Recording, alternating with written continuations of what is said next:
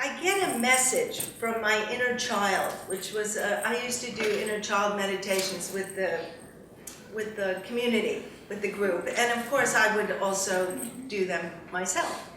And my inner child said, "You need to get out more," she said to me. And I was like, oh no, okay. And she said, "You got to move beyond your comfort zone." So I said, okay, I'll move beyond my comfort zone.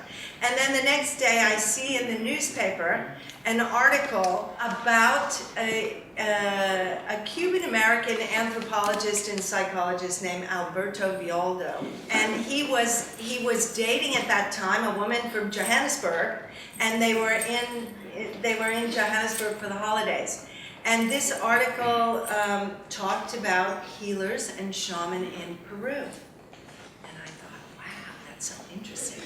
And he was giving a talk as a fundraiser up in the northern suburbs. Now, I lived in like the inner city of Johannesburg, where I worked, and the northern suburbs for me was like, wow, first of all, such a schlep to get to, and I always, every time I went up there, I would get lost. So it was definitely out of my comfort zone, and because it was a fundraiser, it was kind of expensive, and none of my friends wanted to go with me. So I had to go by myself. So, but I went, as, you know, answered to my inner child's request. So I went up there, and the minute he started talking, it was like my whole body was on fire. And I was thinking, I gotta go there. And so I asked Alberto, how can I go there to meet these shaman? And he said, well, I'm organizing an event in 6 months. It's a gathering of healers and shaman in the Sacred Valley, and I'll send you the information. And I ended up going to Peru, which was, of course, really out of my comfort zone. On the last day, I signed up for a session called Andean meditation. So there's this man, Peruvian man, that comes on stage. Well, he's introduced. He's speaking only Spanish, and in those days I didn't speak any Spanish. And there was somebody translating that just said, "This is Regis, and he's going to lead us in a guided meditation." So I said, okay. And he asked us to leave space between the chairs because he was going to be moving around the room.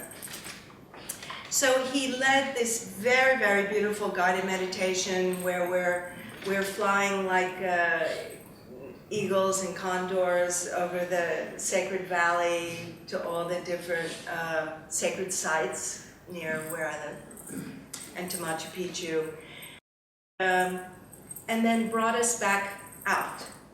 And then he was just standing up there, and he said, do you have any questions? And you know, the room, it's completely silent.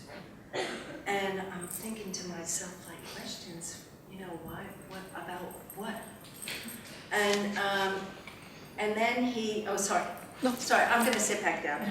But he, finally, there's a guy that stands up, John, who I had been talking to before the session. And John says to him, I just want to say thank you, because I really wasn't feeling so well before I came in, and I feel so much better now. Thank you very much.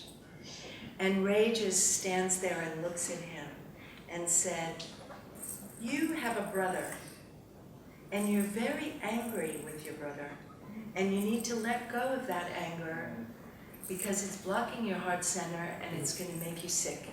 And then the whole place just went like, oh my God, who is this man? And then all kinds of hands go up. And he's like, la, la, la, la, la, about your life and your life and your life. And my heart's pounding, you know, because I'm thinking, like, maybe he knows that answer. So I say, do you see anything blocking my desire He says, which desire? So I said, my desire to connect. And then he looks at me again, like straight into my eyes, and he said, we'll talk afterwards. So then I'm like, wow, okay, what's going on? Because he told people like all kinds of very personal things about themselves, you know?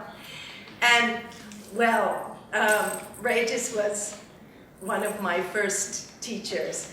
He told me, he sent me home to just saying, just trust what your heart tells you. And so I ended up writing him a letter. He didn't have email in those days, so it was like a real letter.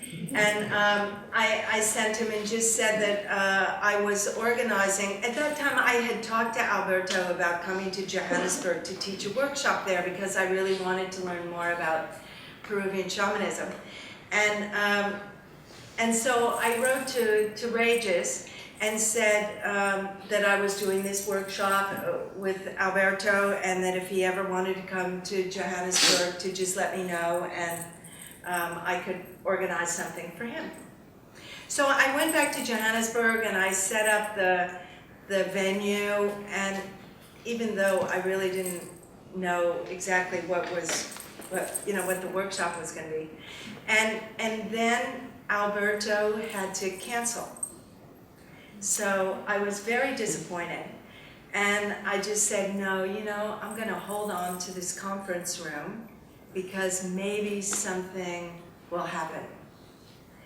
And the next day, I get an email through, not from Regis, but through somebody else's email, and he says, I accept your invitation to come to Johannesburg January 7th through 10th, which were the dates that I had organized the other workshop.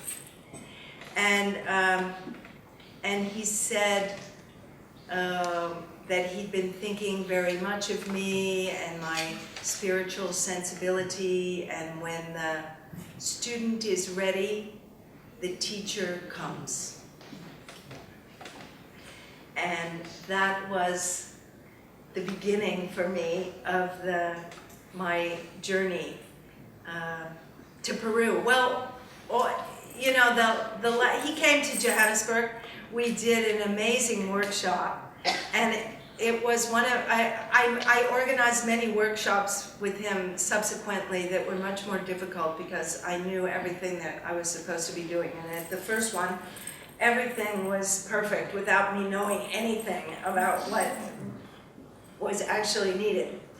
But when he arrived, I said to him, I want you to tell me where am I going and what am I doing next? And he's like, just wait, And so once we did the workshop, and then he did an initiation for some of us just after the workshop.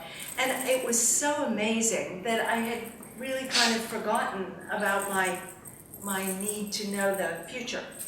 And on the last day, right before he left to go back to Peru, he shared with me a vision that he had of a spirituality center in the Sacred Valley near Cusco, where people from all around the world of different religions and faith traditions could gather together.